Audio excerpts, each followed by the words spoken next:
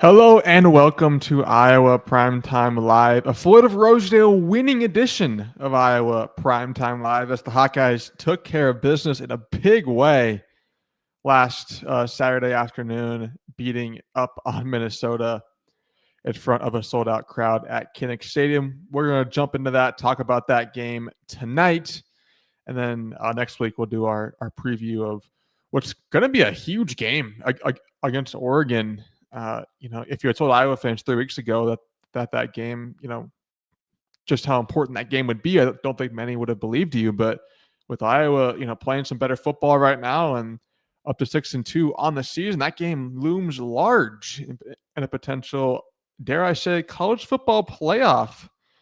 Bound Iowa football team. If they can get a win there, things are going to get very interesting in that discussion. We're going to talk about that next week. But tonight, we're going to be talking all about the Floyd of Rosedale, which Iowa is going to keep in Iowa City for, I believe, the 10th time in the last 11 years. The only time Minnesota has won that in the last decade was 2 years ago on the Cooper DeJean fair catch missed call by those officials.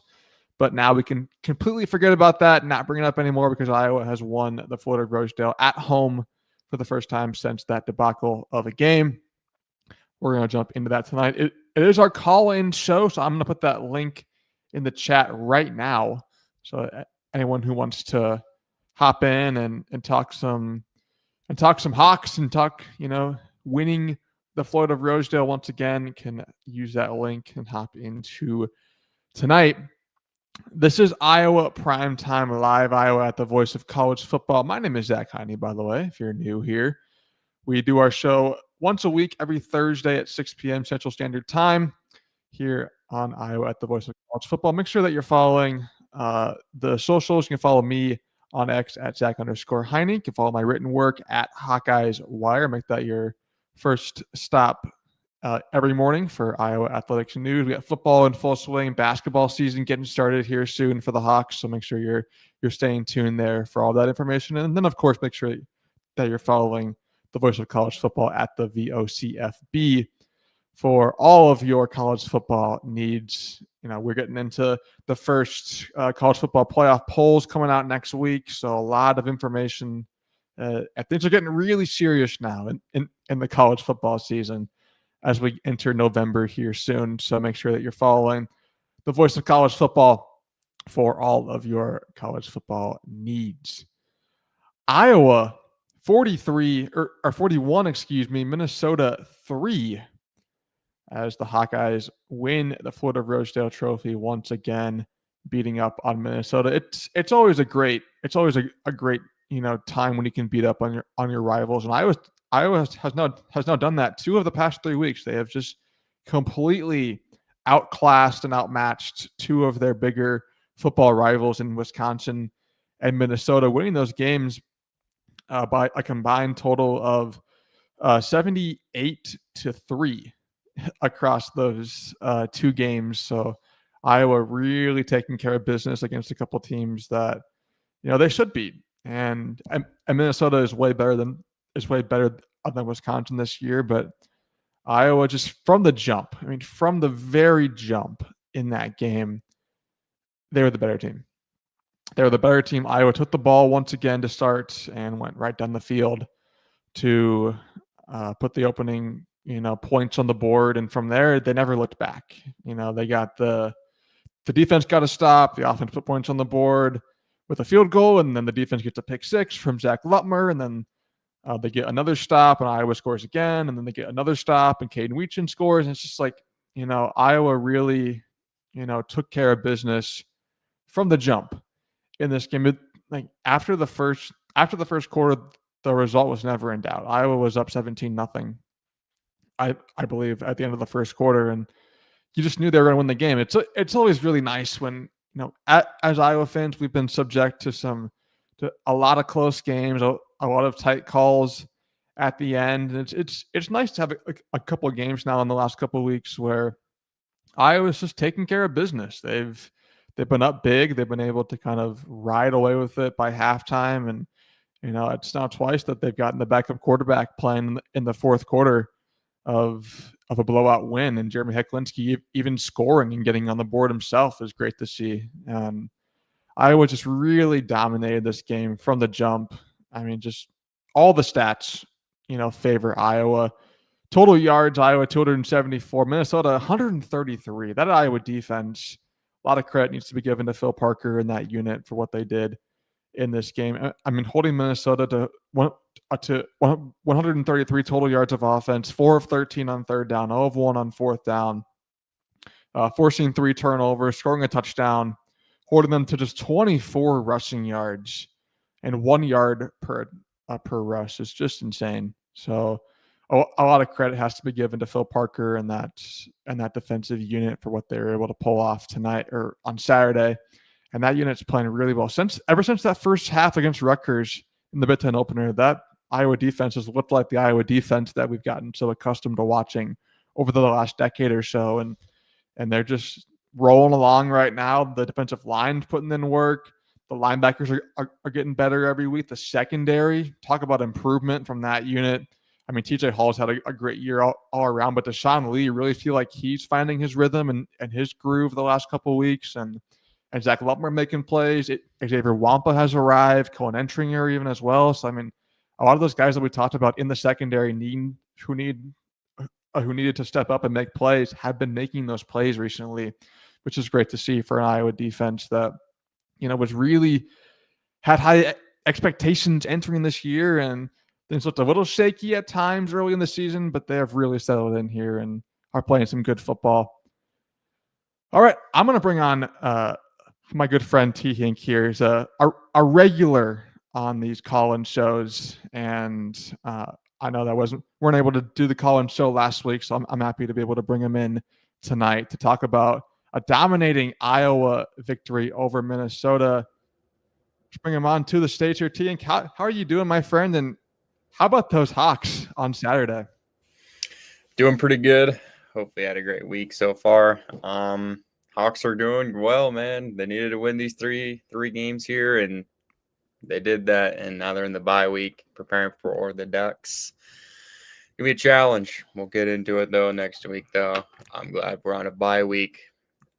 Took in a lot of the football content this past week.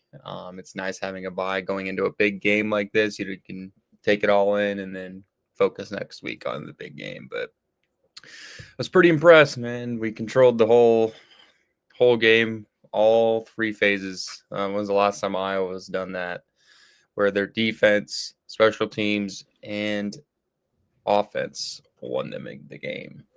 Yeah, we've seen the defense and special teams, do their part quite a bit over the last 5 years, but it's nice to see the offense do that, even though it wasn't like, if you look at the final yardage total, 274 yards, it's nothing crazy for Iowa in terms of total yardage or individual stats. But, once they got that big lead, you could kind of feel how the game plan really get dimmed down from Kirk Ferentz and Tim Lester there, just trying to get out of there healthy and with the win. They already had the win locked up, so the game plan went pretty conservative. But early on, Iowa was doing some great things. How about a passing touchdown of 29 yards to Reese Vanderzee over a former Hawk, John Nestor, out there? So Iowa, only the 4th passing touchdown of the season for Iowa, and hopefully with Vanderzee back in the fold, they can get that going as the competition stiffens up here going forward. Yeah, I think having Reese back will be better in the passing game. I don't think I'm going to be going all pass around the yard when he's back, though. But just having a 6'4", 6'5" body and go up and catch the ball like Mark had at South Dakota State with the Yankee twins and his tight end Tucker Kraft. Having somebody that's above 6'3", 6'4" will help, I think, with the passing attack. I think that's one of the things they've been missing since Reese has been out is the tall threat of a receiver. Yeah, I mean, no doubt about that. And we also saw Caden Weechen get going in the passing game, 3 catches for 49 yards. They ran him a really nice tunnel screen play on the first offensive play of the game where he was able to pick up, I think it was like 20, 25 yards on that play. Really like how they're getting Caden Weechen involved in the passing game. Especially because you see how dynamic he is with the ball in his hands. Like, right. It's at a point for me where anytime he gets a return, whether it's a punt or a kick, thinking he has a great chance to return to the house. Like it's getting to a point where like if you're an opposing team, I don't know why you would ever kick to Caden Weechin. Like if it's a punt, it's going out of bounds, and if it's a kick, like you're kicking it out of the end zone. If you're an opposing special teams coach, like you cannot afford to take any more chances with Caden Weechin because he's just electric in that return game. Yeah, I think getting him the ball has been great. Having him out in space, he's an electrifying player. So getting him the ball, from the first time we saw that was right after the first bye, I think, is when they really started incorporating him in the offense with either tunnel screens, bubbles, end arounds. I would utilize him a lot more. He's got a lot of talent and speed, I would think. So having him out there is also being like a decoy now. So it should open up the other receivers, I would think, because now people's eyes are going to be going toward Cade instead of the other guys. So I think it should be good to have him. I'm glad they got him going. Glad they're getting him the touches. What was your key takeaway from Saturday?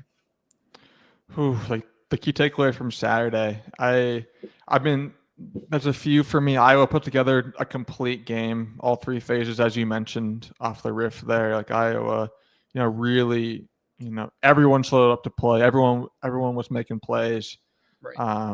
I mean, the key takeaway is that I think Iowa has an offense that is capable of doing things on its own. Iowa has an offense that can move the ball. It can, put points on the board. It doesn't need to be set up on the 15-yard line with a turnover or a big return or like Iowa.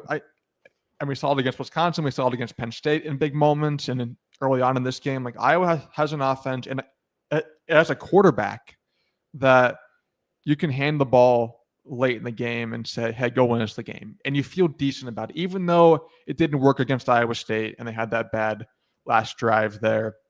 I think this offense has grown quite a bit since that game. I think if these two teams played again this weekend, Iowa would win pretty handedly.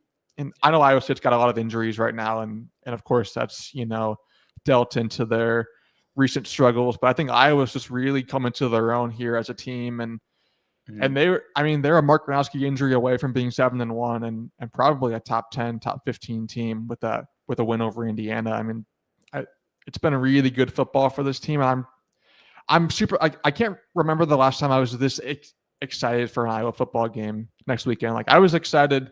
I think you have to go all the way back to 2021 and that Penn State game. The last time I was, this excited for a big game at Kinnick Stadium, where I thought, man, Iowa really has a shot to beat an elite college football team here in Oregon and really set their season up for, some really good things. I think after the Indiana loss, we kind of thought, any hopes of a college football playoff or a special season were probably off the table. But Iowa's put themselves in a spot where if they beat Oregon, I mean, everything's on the table for that team. Everything. So Iowa's offense, is legit now, and we can stop the jokes of, Iowa's offense scoring 41 points in this economy. Like, those jokes can finally stop. I think that's the biggest takeaway for me. So Iowa's offense is no longer a joke. Yeah, I would agree. Even though I think the AP pollsters still think we're a joke just because we're not ranked. But take care of business against Oregon, and they'll shut up real quick. But I do think they'll be ranked in the college football playoff though when it comes out. They'll put them in there just because they're in the Big Ten. So yeah, I think they'll slide them in the 20 to 25 range in there somewhere. I agree. One thing I would flush from this game, there's not very many things to flush, but the flush would be, I want to hear your thoughts on this. So what I would flush is Cohen and Tringer's hit. People were saying that it wasn't a malicious hit. They thought the ball was going towards him and it got tipped, so they knocked that guy out. But to me, it looked like a kind of a bang call. I mean, there was a lot of penalties that need to be cleaned up between that one and Merriweather. That's one thing that needs to be flushed, and I think they'll be good to go on the penalties. I don't think it'll happen again, but they'll be disciplined again.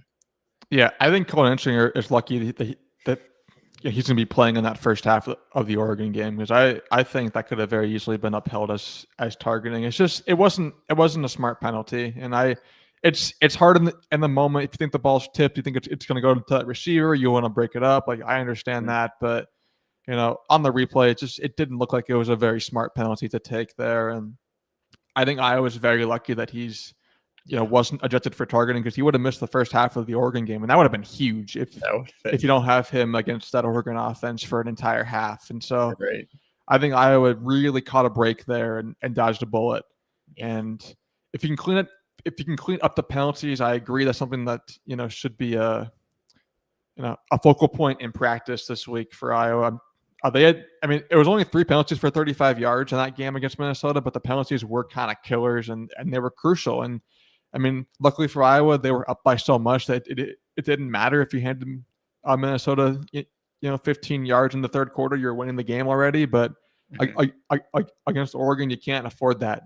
You can't afford to hand an elite offense in a close game 15 yards and a free first down. So hopefully some of those bigger penalties get cleaned up. But I think, not a whole lot that you look at from that game is like, man, like, we got to get that fixed heading into Oregon. Like, Drew Stevens looked good, and that whole operation looked a lot better than we've seen in recent weeks. And so hopefully they can continue that into the Oregon game. The offensive line looking good, the running game, as Iowa rushed for 133 yards on the ground. So, a down rushing game from what they've done the last couple of weeks, but still, like, they didn't really, after that first half, the offense really just kind of went into everyone stay healthy mode. And Iowa emerged pretty healthy from that game. I know Bo Stevens left injured at one point and came back. I know James Dunker was out of the game late, but I think that's all just precautionary stuff, and they should be good to go for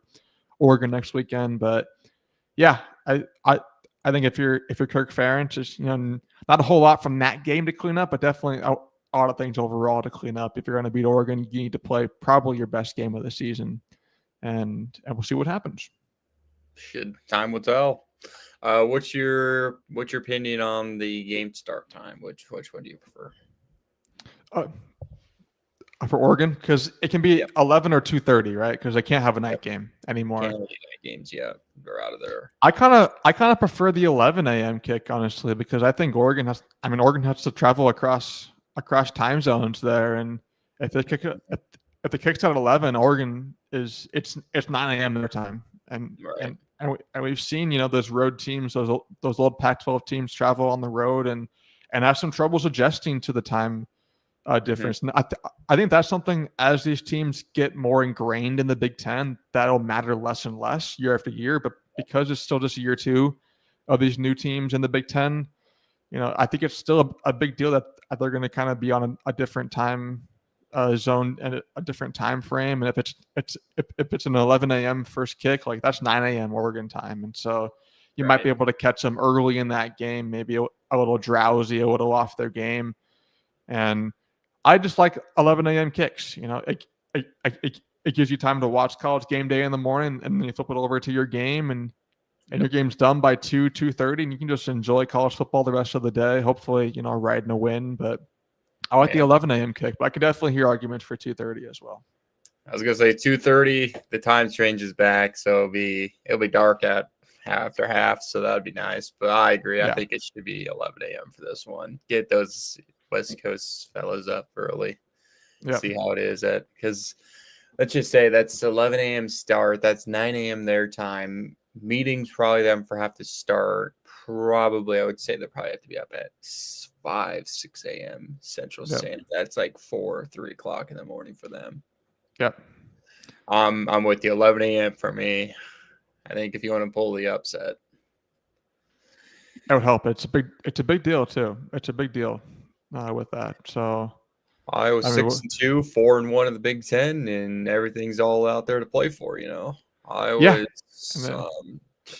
Who would have thought Iowa would have been third in the Big Ten standings? I know. And Minnesota still sucks. Can we talk about that real quick? Let's do it. Has there ever been a more overhyped coach other than PJ Fleck. Like I've talked about this guy multiple times in different outlets and different platforms, but I've never seen a head coach talk more and produce less than PJ Fleck. I mean, every year he's got something to say. He's talking about how his team is going to be even better and they're going to be really good. And he's beaten Kirk Ferentz in Iowa one time, and we all know what that one game was. And he probably he's very lucky to have gotten that one win in that series. And I've just never seen a coach, who has more hype and has more excitement and expectations around him, and then, fails every single year. Even in 2019 when they were like 8-0, 9-0, and they still couldn't beat Iowa. It's like, right. It's like, man, like your best team in years and decades, and you still couldn't beat Iowa. It's like, man, I'm tired of the PJ Fleck stuff, but I'm hoping that Minnesota keeps him hired because it's a free win for Iowa every year, it seems like, on the schedule. 100%. I agree. I think even their fan base, I think, tries to they think that they're better than Iowa. I mean, personally, I think they're still Minnesota. They're still dreadful. I mean, I don't care how good they are, but they think there's a rivalry there, and there gets to a point where if your team ain't beating the other team, is it really considered a rivalry anymore? I don't think so. Iowa's won what? Is it like 9 of the last? It's 10 out of the last 11. I'm pretty sure. So there you go. It seems like a real rivalry to me when Iowa just controlled that. Same thing with Iowa State. That's kind of coming back to even. Nebraska recently has been one that Iowa's taken a lot of. And Wisconsin, I know they've been down the past couple of years, but that one's coming back to middle. And you could even say Penn State's probably more of a rivalry than Minnesota. I mean, what would you rank the rivalry trophy games for Iowa from best to worst rivalry game? Yeah, because Iowa plays for 4 trophies. They play Minnesota, Iowa State, Nebraska, and Wisconsin. So I think Iowa State's probably still at your top there. I mean, it's one that's gone back and forth recently, and the in-state rivalry aspect of it, you can't really beat that. So I'd have that up at the top there. Probably Nebraska at 2. Nebraska at least gives Iowa close games. Iowa's won a lot of those games recently, but Nebraska usually makes them earn it, and Nebraska usually chokes in a very Nebraska way at the end of most of those games. And they've lost to some terrible Iowa teams. I mean, they lost to Deacon Hill. They lost last year to Jackson Stratton they've lost some just inexplicable games to Iowa, but they're always usually close. And so I'd put that at 2. And then probably, Wisconsin at 3, even though Wisconsin the last couple of years has been really bad. Before that, they were good, and they even they would beat Iowa pretty consistently in the early 2010s and stuff like that. So, I'd have to go with that. And then Minnesota, I can't remember the last time. It's been over a decade since I actually felt threatened by a Minnesota team in a game. So, that's my ranking personally: Iowa State, Nebraska, Wisconsin, Minnesota. But I'm curious to hear yours and anyone else in the comments who wants to, put their rankings in there. Yeah, I'll probably do Iowa State just because it's in state, and they've been. Probably Iowa State, and Iowa's probably 1. Then I would probably put Wisconsin, honestly. I like beating Wisconsin. Yeah. I know back in the day when I was really younger, I didn't even know Iowa played for a trophy. So, that really tells you how good Wisconsin was. I didn't even know we had a trophy in that game until like a couple years ago. Yep. So I think Wisconsin and Nebraska are probably 1 and 2, or 2 and 3. Probably right on the same level. And then obviously Minnesota's, Iowa really hasn't had a chance, or Minnesota really hasn't beaten Iowa besides the one in 2023. And do we really count that? It's a loss in the loss column, but it's still, Iowa, they beat Iowa 12-10. They could even put up 2 touchdowns. So Minnesota hasn't scored a touchdown at Kinnick Stadium since 2021. I was going to say that, and I don't understand why the only reason why they kicked the field goal there is because they didn't want to get shut out. Yep. I mean, imagine that one. PJ Fleck getting shut out to Iowa. That'd have been awesome. But Yeah. I mean, I understand why he went with the field goal, but I think that was kind of bush league in my opinion. But Yeah, I mean, he's just trying to save face, and I mean that's all he can do. He's not going to win a game in this series, right. so if he can try and save face in some way or the other. But as Kelvin mentions, Deion, Yeah. Deion Sanders in that coach conversation who talks a lot, produces less. But hey, at least Deion produced a Heisman Trophy winner. At the very least, like on the field, winning games results, 100% agree with you. Like Colorado, I mean, they look just awful this year, by the way, losing to Utah in blowout fashion. So like on the field, I agree with you. But at least there's a major award winner that came from a Deion Sanders coach team. I mean, what has Minnesota won?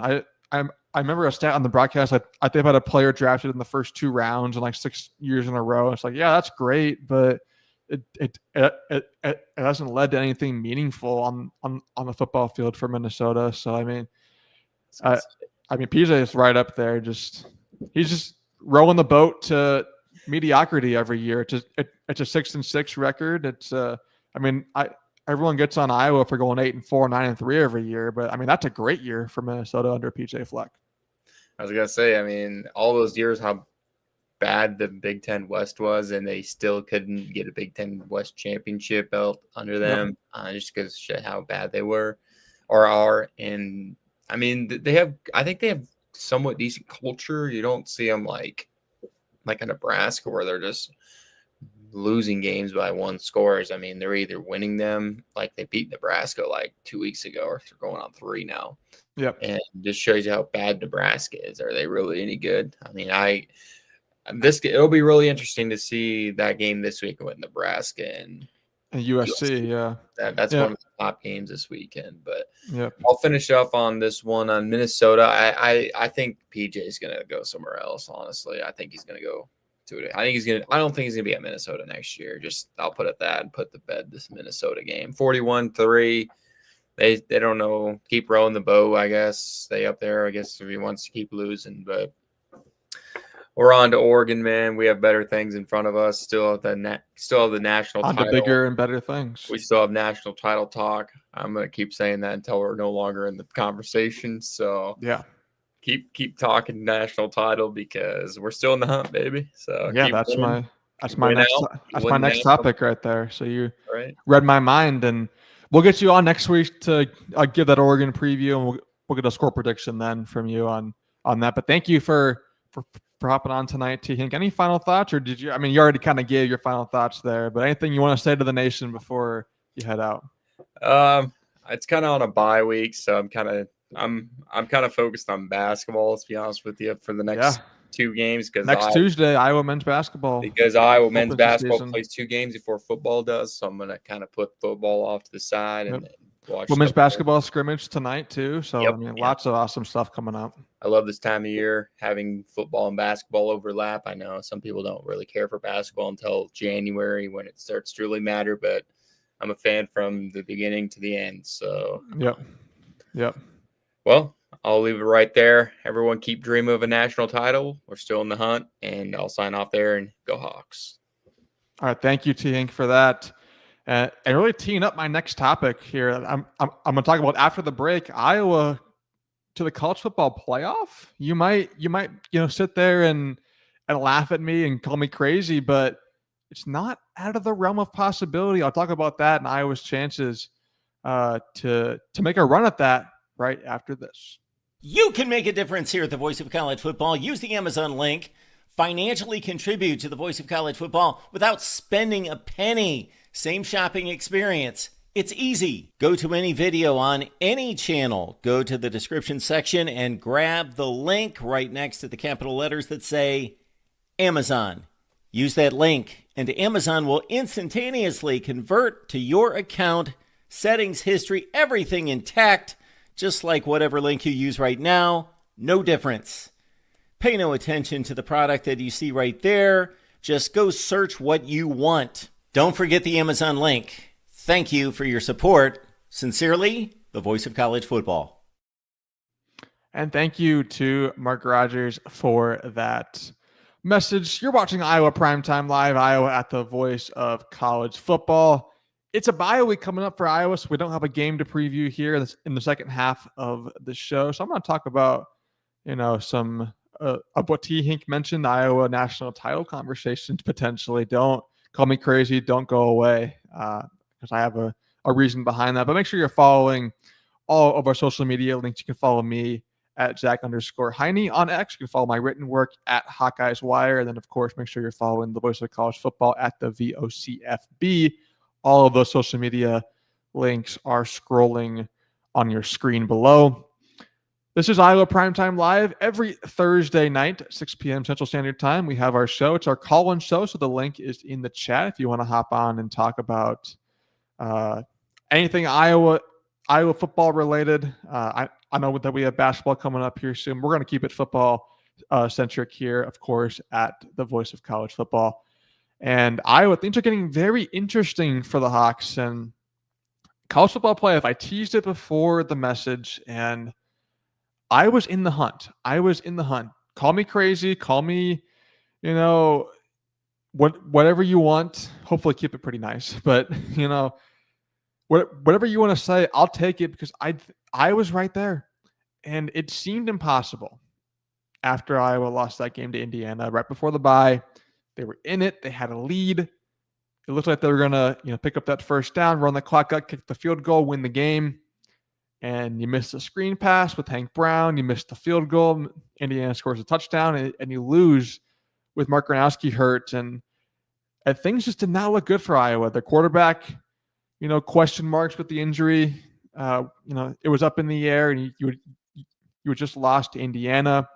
It was your second loss of the season. You were, what were they, 4-3-2 at that point, and you hadn't really beaten. I mean, you'd beaten Rutgers, but there were no really marquee wins on that docket yet. And things look pretty bleak for Iowa in terms of a special season. And when you have a quarterback for just 1 year, like you do with Mark Gronowski, there's a lot of pressure to have success and have results in that 1 year, because you don't want to blow it and then he graduates and then you're back into a lot of quarterback question marks. And so Iowa comes out of the bye and they play Wisconsin, and terrible Wisconsin team. Hawkeyes take care of business. And then they come and play Penn State, a Penn State team that changed a lot. They fired James Franklin. Drew Aller was hurt. This team was reeling off 3 straight losses. But it's still a very talented Penn State team that was ranked, number 2 in the country 3 weeks prior.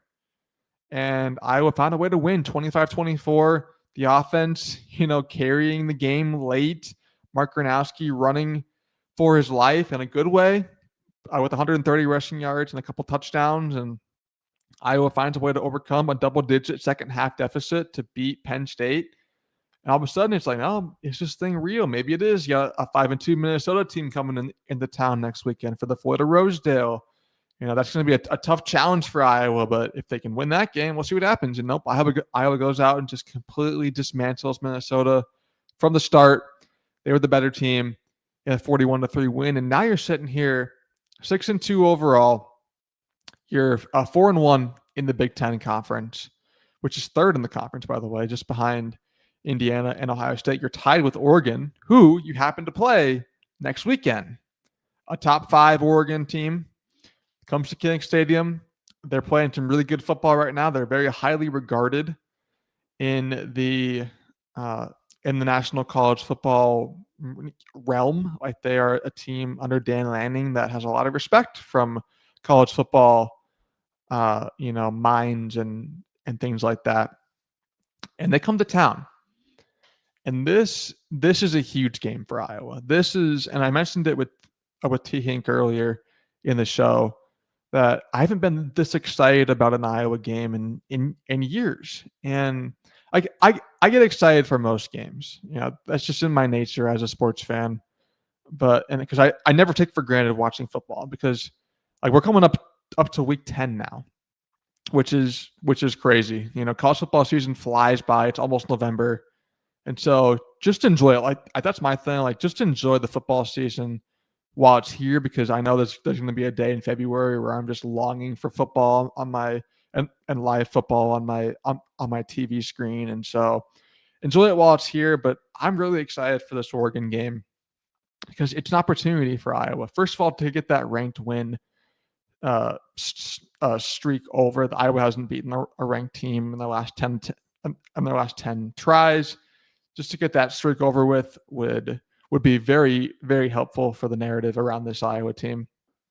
But also, if you beat Oregon, you're 7-2, you're 5-1 in the Big Ten, and your whole schedule's out in front of you. You have to go to USC. Tough game for Iowa. That is going to be a toss-up right there.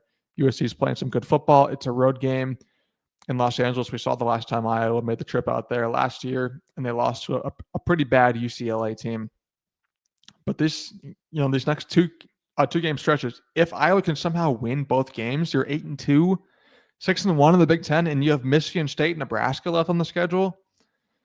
10-2 is very possible, and if Iowa gets to 10-2, even if they don't make the Big Ten championship game, which seems unlikely given Ohio State and Indiana's play currently in their remaining schedule, even if you don't get to the Big Ten title game, a Big Ten team that's 10-2 and 7-1 in conference play, or 8-1 in conference play,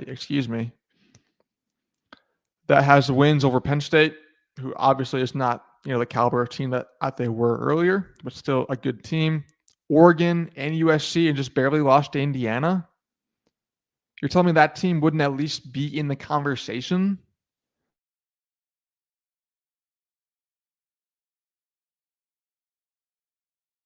Well, mid-major favorites, lose. A couple Big 12 teams lose late in the year. Some ACC teams tumble.